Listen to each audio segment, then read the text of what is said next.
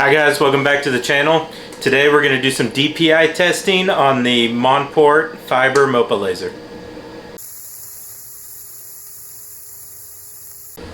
Alright, real quick, like and subscribe, and don't forget our discount code. It's always in the description, and Monport runs sales all the time, but we can get you an extra 10% off. Alright, we've been wanting to see what this can do as far as pictures go. But in reading, I was trying to figure out what the DPI is, and the best thing to do is really to do a test on it. So I found a file that's actually a DPI test that another person built, and it was on the Lightburn forums. So I downloaded that, and I've brought it into Lightburn, and we've just got a few different settings here to look at, and then we're going to look under a microscope and see what the DPI looks like. So let me show you the settings that we're doing. What I've done is I've just written down what the DPI is for each one, and then on each one they've all got the same thing: 300 speed, 90% power, 125 frequency, 15 Q pulse, and then I've set the DPIs to different settings.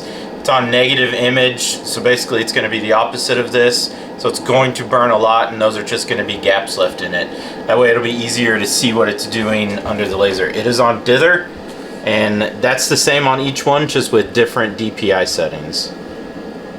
And we are using a stainless steel just business card off of Amazon. That's what we're going to test on. I'm going to frame, I'm going to get this lined up. I'll leave a little gap in case we want to do more. Probably going to be a little crooked. Alright, don't forget your safety glasses, and now let's let it run.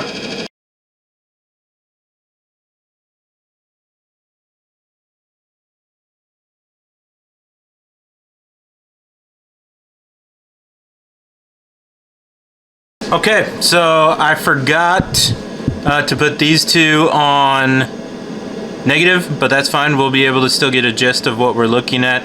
I know 800 and 100 are not going to be good whatsoever. 300 there. Let's take a look under the microscope and see what it looks like. Alright, so this is just a cheap microscope that we got off of Amazon. It's like $15, and it's just USB, and it plugs into the computer. So you can take a look in the computer. It's hard to get the zoom set just right, but we can see what we need to see. This DPI is still low. So this is 300, and you can see where the lines have gaps in between them all.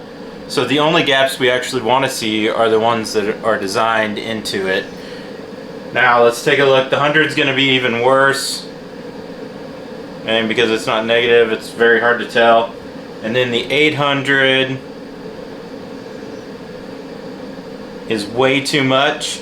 So it's got really big dots. Like these dots at the bottom here, these should have bigger gaps in between them all. But the 800 is just too much. So we know that it's going to be 300 or so. So let's do another test and get between 300 and 400 and see what that does. So I've done 3 more, and I messed with the settings this time just for fun. Turning out gold. This one's just silver. I need to do just a full test on colors with frequencies and different Q pulses to figure out how to do different colors. But for now, this does what we need, and it's cool. It's a really good gold that came out. And the different DPI I did are 329, 355, and 400. So we can see what these look like. So this is the 325. And you can see that the gaps are getting smaller than the 300, which is good. But we're still not quite there. So let's look at the 355.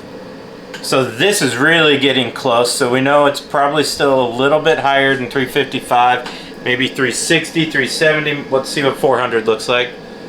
Yeah, 400's starting to get a little overlappy. So we're starting to see it kind of double burn. So we're definitely 350, 360, somewhere in there. We can keep doing this. We know it's going to be 350 to 370. You can keep doing that and dial it in until you get your exact number. But thing to keep in mind is that it is only going to be good on this particular material. It's not going to be good when you go to wood. In fact, let's get a piece of wood and let's test that. All right, this is 3mm ply, and what we're going to do is, again, 329, 355, 400, and let's see what it does on this one.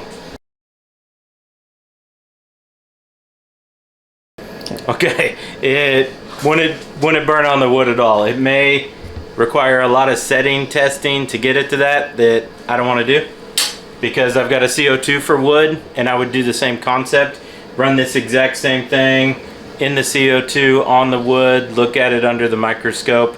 It'll show you your DPI. That's the cool thing about this test, is that you would use it on any laser you have to figure out your DPI settings. All right, so since the wood didn't work, we're gonna test it out on a piece of cork and see what it does.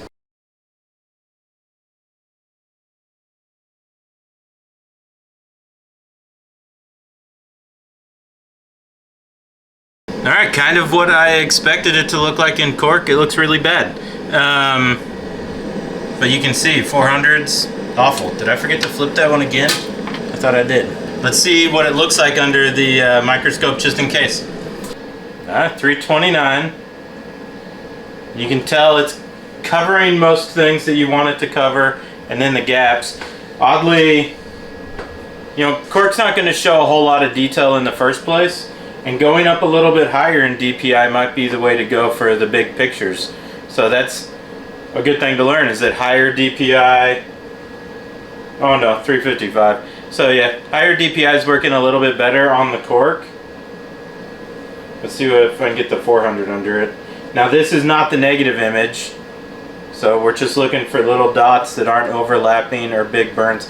So yeah, I mean, you can go a little bit higher on the cork and it's gonna look better. Now what I wanna do is I'm gonna pick the 355, let's go to 360, and I'm gonna do a picture and I wanna see how that looks. All right, this is the picture we're gonna do. Just black and white grayscale rows. Now, these are the settings that I have found are supposed to be really good for a really deep black.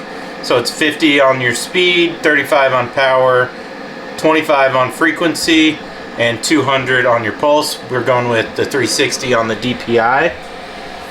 And what we're going to use is another one of the cards. That's what we've been testing on. So it's the material that should be the best.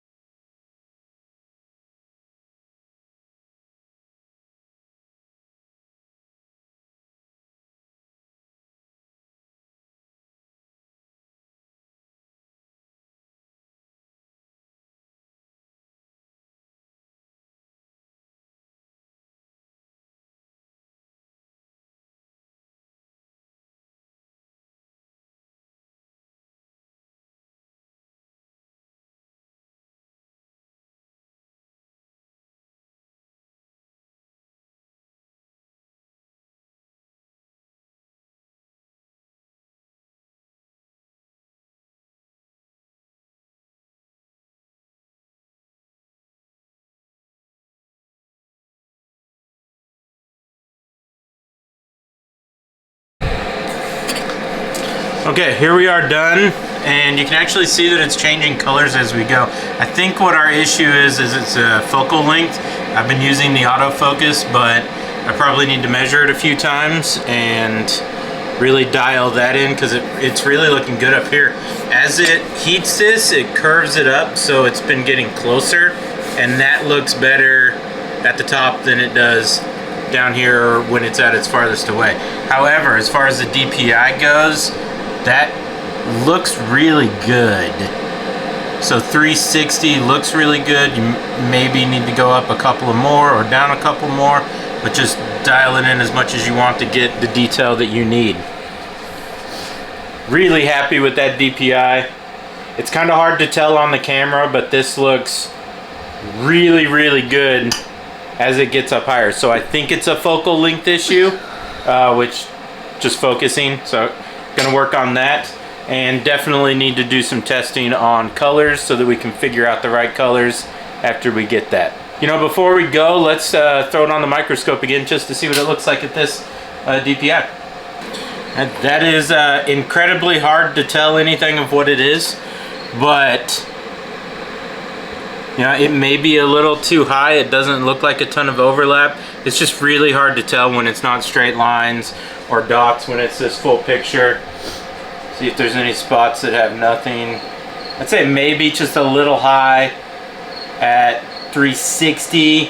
So, you know, in between 360 and 355 is really where we're at. So there's only another 5 jumps in there. So, but yes, figure out your DPI on your different machines, different material. This same concept would work for diode lasers, CO2 lasers, fiber lasers, UV lasers. Anything you're doing, you're going to need the same thing. $15 microscope camera. It's well worth it. Thanks for watching, guys. If you have any suggestions or comments, drop them down below. And if you want to see anything, let us know. But thanks for coming, and we will see you next time.